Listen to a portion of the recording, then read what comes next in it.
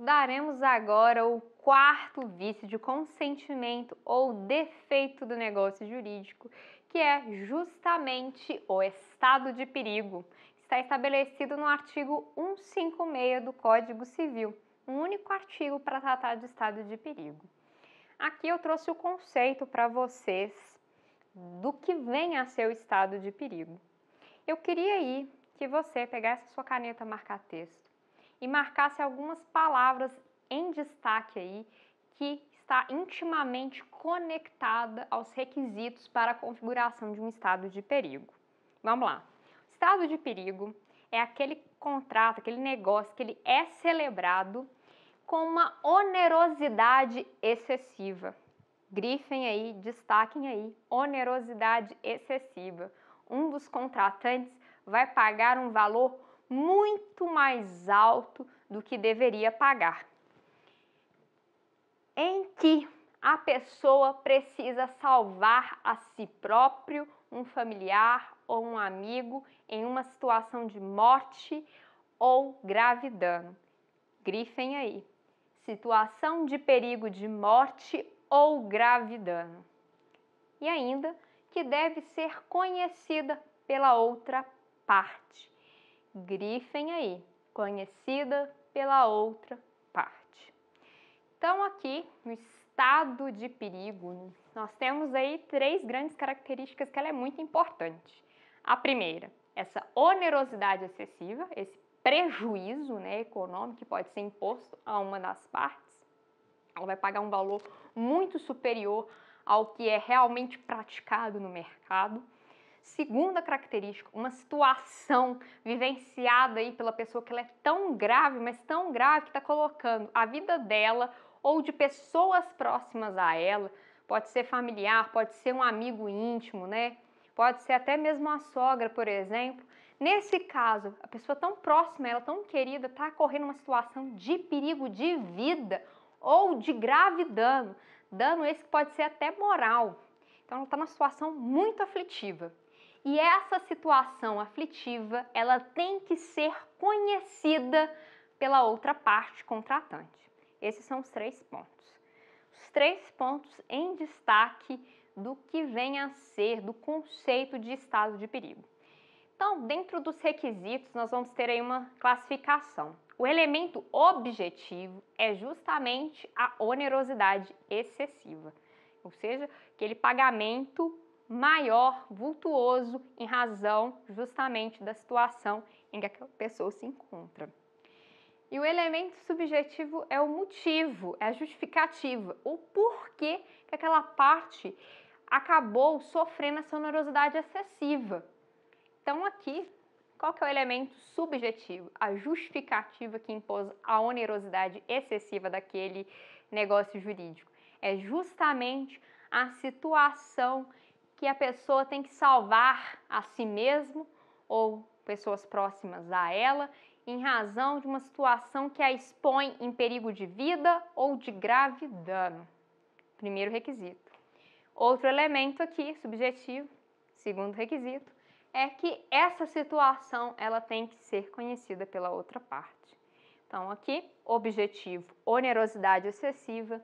Elemento subjetivo, a situação de perigo de vida ou de grave dano, associada, somada com o conhecimento da outra parte sobre essa situação. Um exemplo aí que eu acho que vocês vão conseguir assimilar muito fácil. É um pai que está desesperado aí com um filho que precisa ser submetido a um tratamento médico o mais rápido possível, já que ele está aí sofrendo de uma enfermidade que, se ele não receber esse tratamento, ele pode vir a falecer. Um pai numa situação dessa, eu imagino que vai pagar o dinheiro, que o dinheiro até não paga, mas ele vai fazer todos os esforços possíveis e impossíveis para dar esse tratamento para o filho. Nesse caso, ele vai até um hospital, por exemplo, buscando esse tratamento médico para o filho, essa cirurgia para o filho, e o hospital, vendo aquela situação, sabendo que aquele filho ele está correndo perigo de vida, está na iminência de morrer se ele não for socorrido, o hospital ele vira e cobra desse pai um valor de R$100 mil para fazer uma cirurgia. Porém, a cirurgia, normalmente, dentro da normalidade, é cobrado aí 30 mil reais. Conseguem perceber aí, nesse exemplo que eu dei para vocês, a onerosidade excessiva? Se normalmente o preço que é praticado é 30 mil reais, por que o hospital está cobrando 100 mil?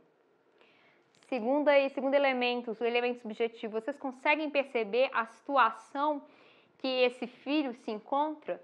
Ele não está numa situação que o coloca aí em perigo de vida, ele está na iminência de morrer se ele não receber esse tratamento?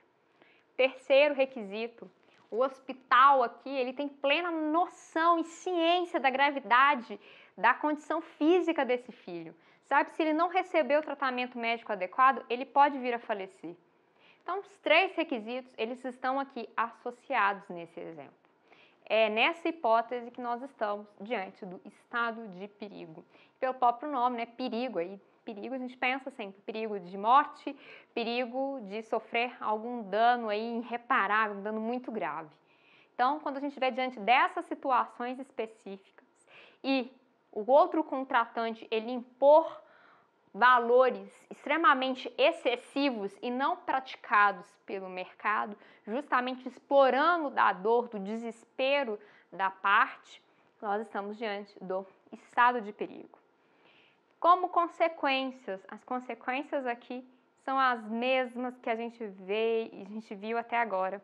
Primeiro, é um vício que permite a anulação, o desfazimento desse negócio jurídico.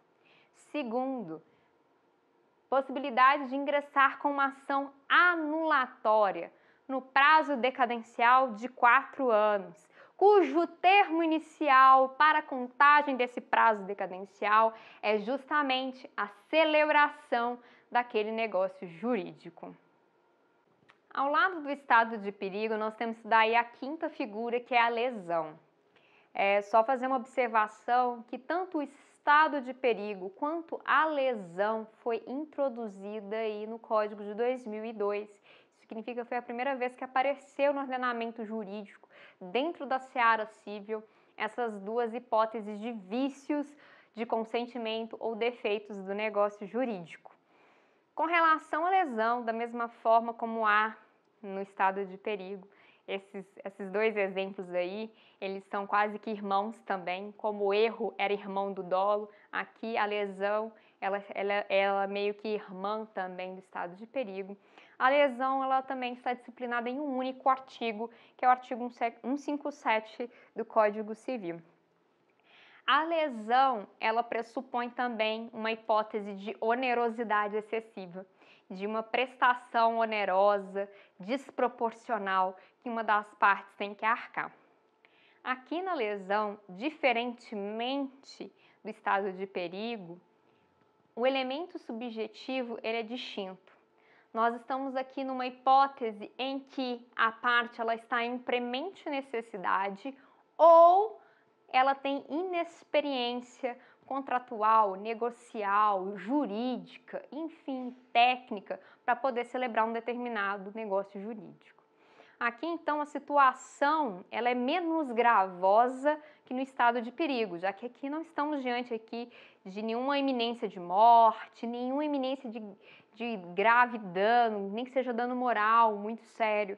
Não é isso. Nós estamos diante aqui de uma premente necessidade ou de uma inexperiência da parte. Então, voltando aí nos requisitos, os requisitos que nós temos, o primeiro deles, o elemento objetivo, é justamente a onerosidade excessiva, é justamente as prestações desproporcionais que uma das partes ela acaba alcançando. É importante destacar que tanto aqui na lesão como também no estado de perigo, essa onerosidade excessiva, ela tem que ser verificada no momento em que o negócio jurídico foi celebrado. Isso significa que, eventualmente, houve uma compra e venda de um imóvel. Tem que ser verificado no momento que aquela compra e venda ocorreu, mesmo que passado alguns anos aquele imóvel possa ter valorizado ou desvalorizado. Isso que significa essa necessidade de análise contextualizada ao momento que o negócio foi celebrado. Nesse ponto específico do elemento objetivo, nós temos que verificar isso. E mais do que isso, quem irá analisar se houve ou não houve onerosidade excessiva será o julgador em cada caso concreto. Então, é difícil também dizer o que é onerosidade excessiva. Né? Onerosidade excessiva seria vender um imóvel que vale 100 mil por 50, ou seria dizer que houve onerosidade excessiva, vender um imóvel que valia 100 mil reais por 80 mil. É nesse ponto que há também uma abertura da expressão onerosidade excessiva. E quem a preenche é justamente o julgador no caso concreto. Ele que vai analisar se diante daquele caso tem ou não tem uma onerosidade excessiva. O elemento subjetivo aqui é o porquê, né, que celebrou-se esse contrato com aquela onerosidade excessiva, com aquela prestação desproporcional para uma das partes. Nesse caso, o elemento subjetivo é justamente a premente necessidade ou inexperiência de uma das partes. Exemplo, né? Vamos supor aqui, realmente eu nunca fiz isso não. Vamos supor que eu resolva vender o apartamento onde eu resido. Resolvo vender, porém eu nunca vendi um imóvel na minha vida. Eu nem sei quanto que vale um imóvel. Eu olho o imóvel, olho o tamanho dele, as condições que ele se encontra e eu presumo que o imóvel vale aí 100 mil reais. Presume pela minha avaliação, mas percebam, eu nunca avaliei um imóvel, então eu sou inexperiente. Eu resolvo vender este imóvel aí para o José, no valor aí de 100 mil reais. José ri daqui até aqui, super feliz, porque na verdade esse imóvel ele não vale 100 mil, ele vale 300 mil. Eu estou vendendo mais barato. Ele está lucrando aí muito mais.